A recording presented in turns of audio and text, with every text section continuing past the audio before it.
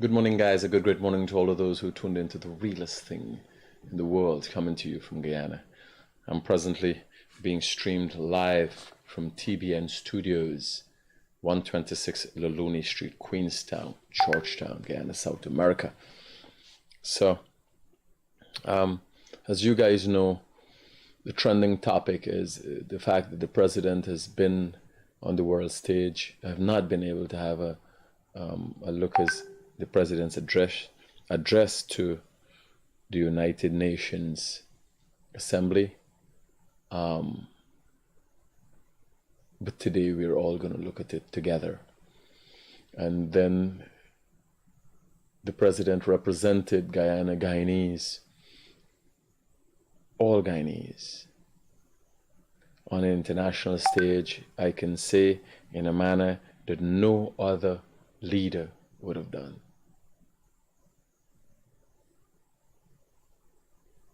President Granger went to Europe, he went to England, he met the Queen, and he did not represent his people. Let's see what President Ali had to say.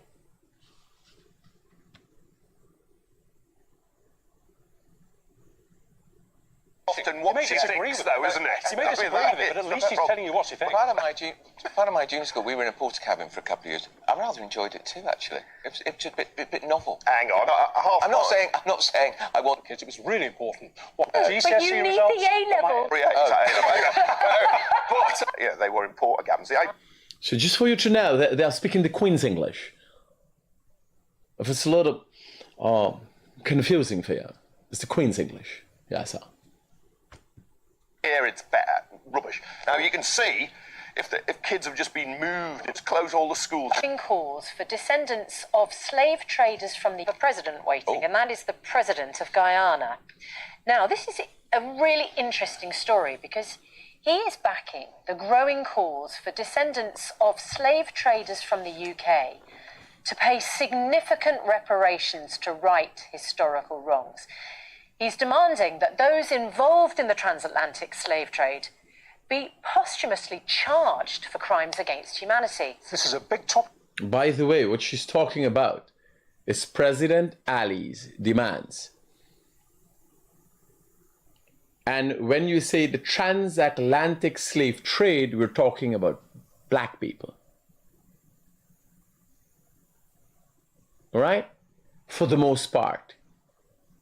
David Arthur Granger went to England. He did not bring this up. He did not discuss this. There has not been a time when a president, there has not been a time before in the history of Guyana when a president has made more steps to get the wrongs done to Guyanese right. Am I still on? I'm not seeing myself on the screen. What's going on?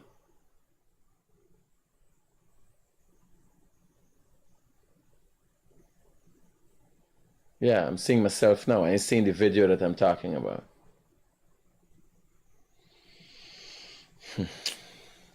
So let's listen to this. At the moment, it's being discussed around the world.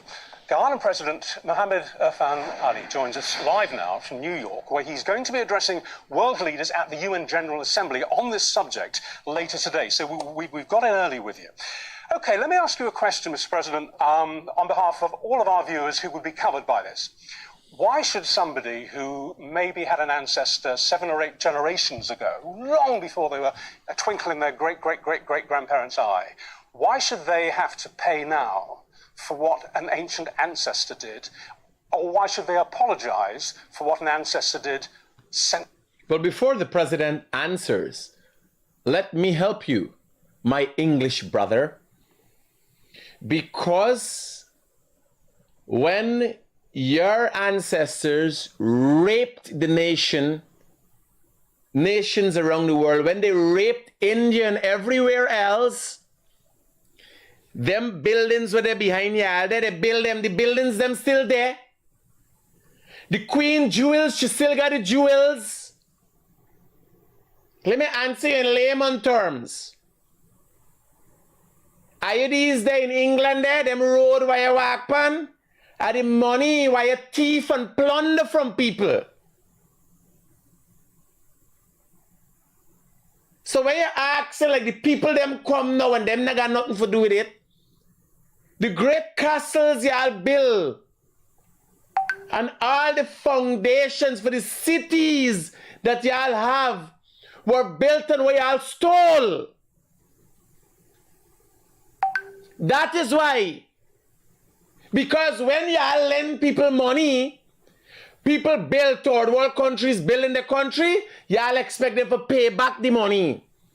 When y'all rape India for 200 years, it built England. And them building why you see back there, all them things you build with why you thief from people.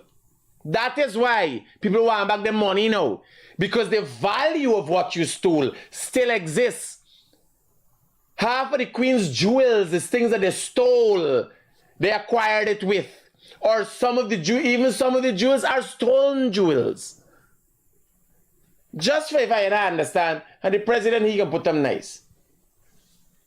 Years ago. The president's Still answer. Carry that burden. Oh, it's not a burden at all. You are one of the beneficiaries of that slave trade. So this is not a burden. You should be concerned and you should pay because you today are still benefiting from the greatest indignity to a human being, and that is the slave trade. And not only did you benefit during the slave trade and your country developed, but look at what it caused the developing world. During slavery, resources was used to build your country, build up your capacity. You were able to then become competitive. You were able to invest in mechanization, and developing countries like ours were left behind. So you should be very concerned because you are a prime beneficiary of the exploits of slavery. So put a figure on it, please, because it always comes down to the bottom line. How much should an individual taxpayer in a country like the UK be signing a cheque to a country like yours, Ghana? Well, it's easy to calculate. We can use the time value of money. You can look at the period of slavery and the contribution not the contribution, the extraction of wealth from countries like ours, and how it was utilized to build your society, build your country, create wealth in your country, and then add the time value of money, and you will get the value. There's a lot of research paper on this. A lot of universities would have done paper on this. There's enough literature to tell us what that value is. But I want to say that it is not only the value, it is the loss of time. It is the loss of competitiveness. It is a loss of human dignity. It is a loss of our education system. It is the culture that we lost. It is all of this indignity that surrounded slavery that we must consider. I just wonder. Bear in mind, President Irfan Ali is on the international scene making waves. Bear in mind, waves don't always add to your advantage. Making waves on behalf of Guyanese who have been affected by slavery. There are some who tout themselves in this country to be the people, to lead those people, and have never made a call like this on the international scene. If Guyana has ever had leadership that would suggest there is one Guyana, it presently has that leadership. So all the people on Facebook, the smelly smells and the bench cops and the Rickford Burkes, nobody has brought this up. Nobody has gone thus far. The president could have gone for himself and tried to sign up a few deals and all these things. He's used the opportunity on the international market to bring up concerns that do affect us onto today. People will be wondering what, you explained that there are calculations, but are you able to say in what measure that would be? I mean, are we talking billions, millions? What would you expect the payout to be and over what period of time? What is England worth? Well, this year in Guyana, we commemorate the 200th anniversary of the Demerara Rebellion. And it took 200 years to get an apology from one of the families. I don't believe that you would want us to wait 200 years for reparative justice and for us to take this conversation forward. CARICOM would have set out a 10-point plan on what should constitute reparative justice and what should constitute reparation. And the calculation goes into billions for the region. How far back, though, do we have to go on this? Because you make the point, we're talking exclusively here about Western imperialistic slavery, to summarize it. But almost every civilization on the planet owes its existence and its prosperity almost always to crimes in the past, be they aggressive wars, be they different forms of slavery involving different movements of population. You can go right back to the Greeks and the Romans. Why just target one particular era in history? Some would say that's the arguments of political convenience. It's a handy handle to hang your argument on. I think you're doing a great injustice to compare slavery with any other of the historical facts that you're mentioning. I was including other forms of slavery. No, but I was including other examples of slavery as well. To the indignity that slavery brought to people, that is the first thing. And I'll give you an example. Coming on to your program a few moments ago, you were speaking about net zero and climate justice. We are speaking about, the world is speaking today about climate justice and compensation and how we address the issues of climate change. And this is the problem. We live in a very unjust society. We condemn completely the war in Ukraine. But if you look at the mobilization of resources in the war in Ukraine, in 2 years, you have mobilized more support for Ukraine than we have mobilized for Haiti for 60 years. You have mobilized more support for Ukraine than we have mobilized for Palestine for 20 years. You have mobilized more support for Ukraine in just 1.5 years than we mobilized to address the issue of hunger in Africa for 3 years. And that is the type of unjust way we have been dealing with these crises. And we are not going to tolerate the injustice that occurred during slavery to be compared with any other system. Slavery, we all agree, was the greatest injustice ever done to human beings. So we should not ever try to compare this to any other system. No. There is no other system that has created greater injustice than slavery and indignity to humankind in slavery. President Ali, I wonder if I can talk to you about another issue. In fact, you raise it there. Guyana discovered crude oil in 2015, and by some accounts, that makes your country the world's fastest growing economy and will be one of the largest per capita oil producers in the world by 2030. What responsibility do you feel now as an oil producer amidst the warnings of climate catastrophe? Well, Bearing in mind, the president is discussing reparations for the injustices met out against slaves and as a result of the slave trade. Now we're talking about climate. America doesn't pay its fair share. Europe doesn't pay its fair share. We, small country, and look at when they zoom in on the map. Just look at how they zoom in on the map. How a small country we are, right? Now, look at that. They're having this discussion. Look at it again. Per capita oil producers in the world by 2030. Look at that. What responsibility Look at where we are in the world. Now, and they're asking us to be responsible. Amidst the warning. We didn't rape people, ma'am. We didn't murder people, ma'am. We didn't enslave people, ma'am. We just discovered oil. And you're asking, what responsibility are we willing to take? We discovered the oil in 2015. We even bring it out of the hole yet. We start putting she hole, who hole. We ain't putting nobody hole yet. We now taking it out. And that is the double standard in one interview.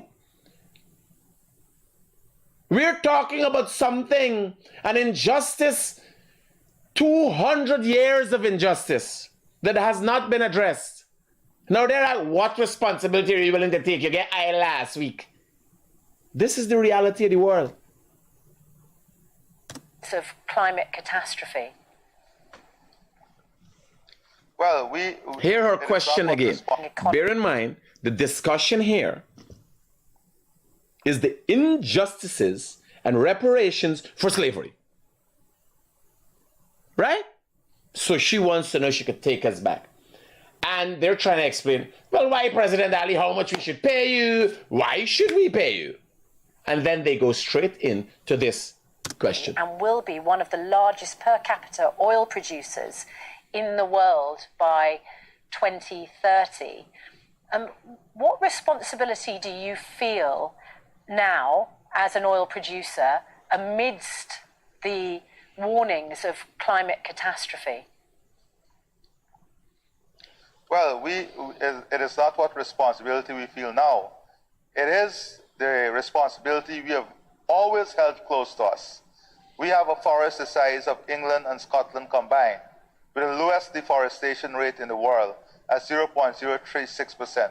The entire forest is R3 certified, quality carbon, and this has been standing there forever. The question is, what has the world done with that standing forest? Is forest worth more dead or alive?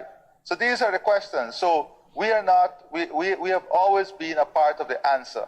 And although we are a newcomer to the petroleum industry and the oil producing industry, we have said very clearly that we support the removal of subsidy on exploration and we support a carbon tax.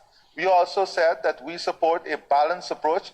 And coming on this program, I heard that we are going to go back on some of the policies in the UK on petroleum and EVs and so on. Yeah. So what is the balanced approach? Okay. The balanced approach is how do we get the petroleum company around the table?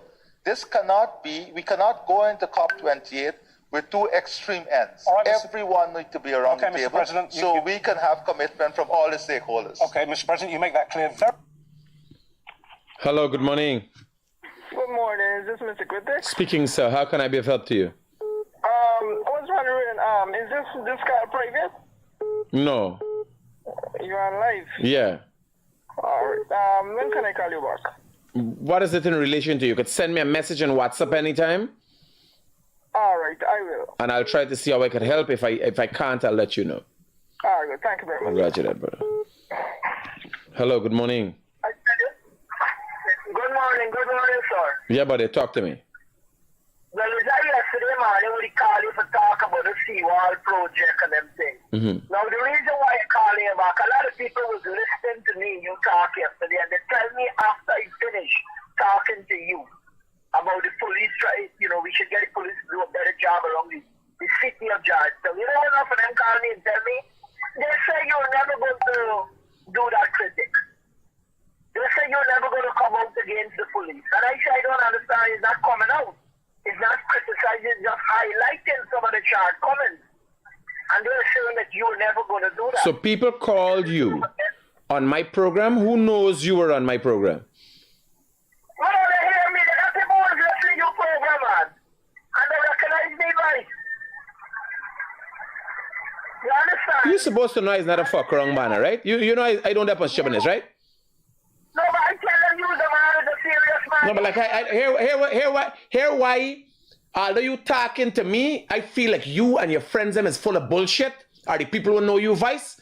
Is because day before yesterday and every day I discuss the police. I you know was this come out to the police story. partner here, I tell you, if you are coming for fucking gaff, don't come for gaff. You ain't got time for this stupidness here, I tell you, big man. Y'all go in, y'all drink sport. You and your friends who know your voice and all them thing now, and y'all hold y'all corner. Don't fuck around with me, here, I tell you. We got some serious business here. Yeah. Briefly now, because we're over time here. So he throw me off meditation. We talking about serious issues here affecting Guyanese, the president and the world stage. You understand? He come with some bullshit. Somebody call here and say he would never take. I don't know where's the program. And this is the idiocy of Guyanese. This is a big man. Obviously, he's a big man. Hey, I'd say, like I see a man yesterday. I passed it about. Oh, he come he there in the bar. He said, partner, me, you know them kind of friend. This Lowlives Hungrybellies where he's got to see I want like a peer pressure thing. For see if you would do it. With me, if I would do it. I cause the police every time I get a chance. I big up the police every time it's warranted and likewise. How much time you ever watch Critic program before? If you never watch the program, go the back of the class.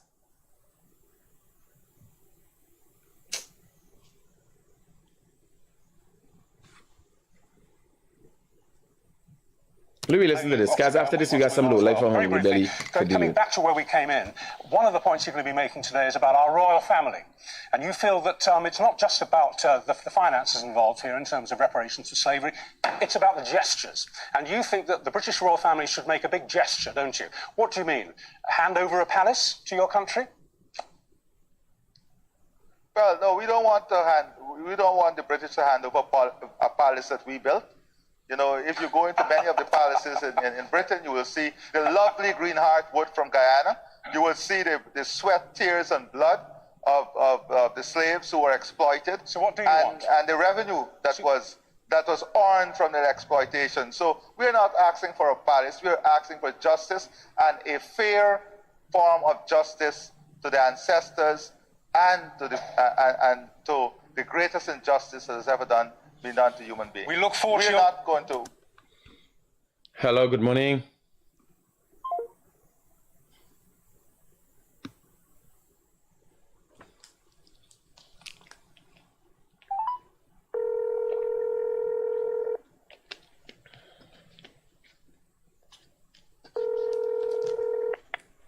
Hello, good morning.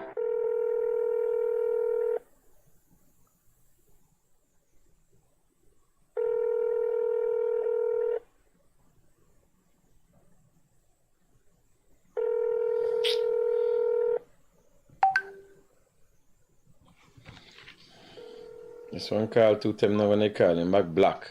He ain't answering. So, positive answer by the president. So this one getting cocky. This time he ain't know who is President Ali. Right? Here it is. Well, no, we don't want to hand. Very briefly now, because we're over time here, and I know you've got to go and we've got to move on as well, but very briefly, coming back to where we came in, one of the points you're going to be making today is about our royal family. And you feel that it's not just about the finances involved here in terms of reparations for slavery, it's about the gestures. And you think that the British royal family should make a big gesture, don't you? What do you mean? Hand over a palace to your country? Man, we're really right with y'all. Y'all know he's ambitious. People with me hand over a palace. What palace can't do?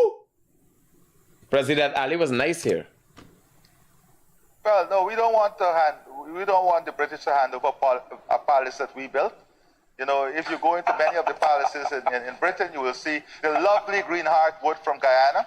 You will see the sweat, tears, and blood of the slaves who were exploited. So what do you want? And the revenue that was earned from their exploitation. So we're not asking for a palace. We're asking for justice and a fair form of justice to the ancestors and to the greatest injustice that has ever been done to human beings. We look forward We're not asking for palaces. You can enjoy the palace, and when we visit you, we'll also enjoy it. Mr. President, we really look forward to your speech later on today to the UN. I'm sure there'll be much coughing and shuffling of feet, because when it comes to getting people to put their hands in their back pockets, you've got a mountain to...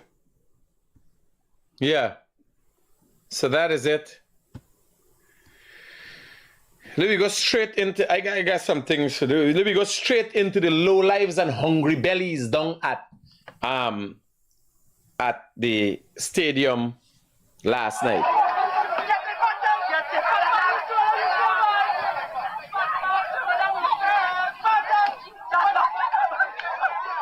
Watch. This one running here.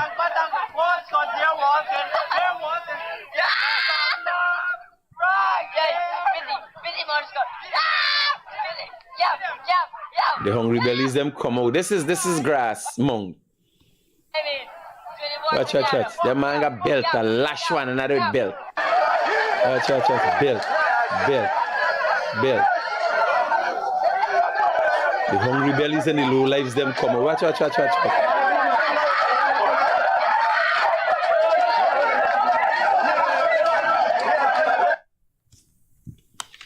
The Hungrybellies and the Lowlives them called big bacadal. Woo! Hold on.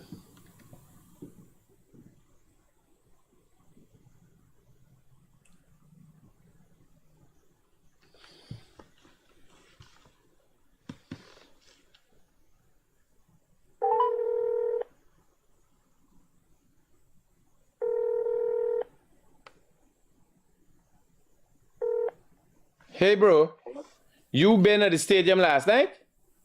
No. Oh, all right. Safe. Got somebody look like a man. He going from blast shot. Watch.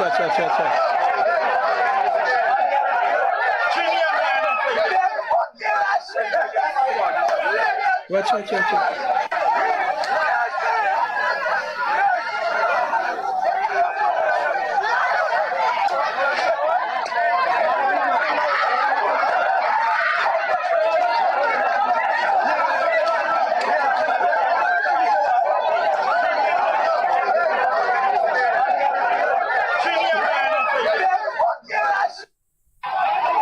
Watch, fat man, watch.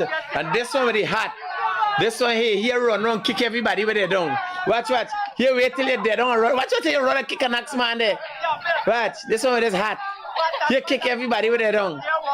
A fat man going.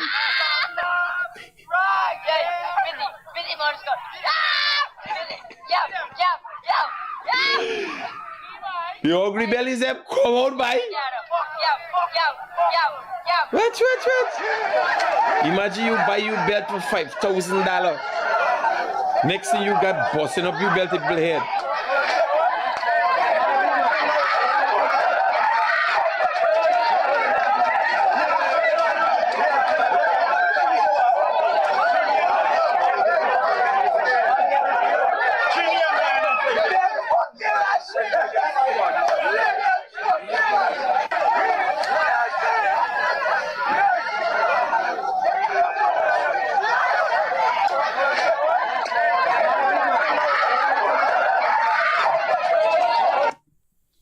Hello, good morning. Hello. Hi, morning, Mr. Critic. Hi. Randomly from Canal. Yeah. I'll call you after lunch. I'm a little tied up right now. Because these men still working the illegal stuff and it's a shot. You reported to GGMC? I told the new manager. All right, safe. I can follow up with him.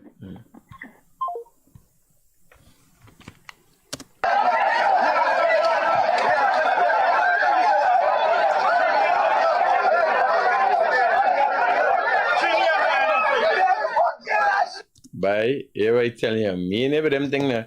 Me I got gym and do I can never man clap some lash in me with a belt buckle. Me and that. Me not die in that. That belt buckle they got a little point with the thing that's like I have the belt. I leave the thing choke you in your eye by. You could lose your eye, what's wrong with these people? You go for watch a little cricket and enjoy yourself, your girl dead and what kind of hungry belly thing is though? Man run a lash, man kick him man in the head. You could kick a like fat man if you get heart attack. All of them get in charge of murder.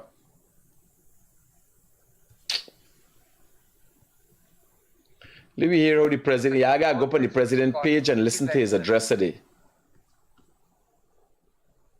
United Nations. On behalf of the General Assembly, I have the honor to welcome His Excellency Mohammed Irfan Ali, President of the Cooperative Republic of Guyana, and to invite him to address the Assembly. Mr. President, please accept my warm congratulations on your election to the presidency of the General Assembly for its 78th session. I assure you of Guyana's full support as you carry out your responsibilities. I also take this opportunity to express our appreciation to His Excellency Shaba Kurosi for his leadership as President of the 77th session of the General Assembly. I join those before me in expressing Guyana's solidarity with the governments and peoples of Libya and Morocco in the wake of the recent devastating flood and earthquake. The theme of this year's Assembly recognizes the need for us to collectively reset global relationships and imbue them with enhanced trust and solidarity. Only in doing so can we aspire to confront the most pressing challenges of our era: climate change, conflicts, the energy and food crisis, and achieving sustainable development. I remain convinced that multilateralism remains the most effective approach to address these challenges, foremost of which is climate change. We are all experiencing its devastating effects. The difference, however, is our capacity to respond. It is well established that those bearing the brunt of the climate phenomena have made no contribution to the current crisis. Small island developing and low-lying coastal states like Guyana are among the hardest hit and require adequate financing to address the attendant effects. The commitments by the developed countries, including the pledge of US $100 billion per year, remain unfulfilled. How much longer must developing countries wait for these commitments to be fully delivered? Although at net zero emissions, Guyana continues to pursue growth premised on a low-carbon development strategy. Our goal is to ensure that our resources are utilized sustainably to foster inclusive and equitable development for our people. As a country with the second highest forest cover per capita in the world, we know the importance of forests in mitigating the effects of climate change at a global level. Our advocacy in this regard has resulted in Guyana being issued 33.4 million tons of carbon credits, the first jurisdictional scale program in the world. Thus far, we have secured $750 million for the period 2016 to 2030. Guyana is committed to a clean energy transition. We're aiming for over 80% reliance on renewable energy by 2030. Technology, capacity, and financing are key for developing countries to build a relevant energy mix and a share of renewable energy needed. Guyana is using revenue from oil and gas resources to finance its transition to renewable energy, notwithstanding our already globally recognized net zero status.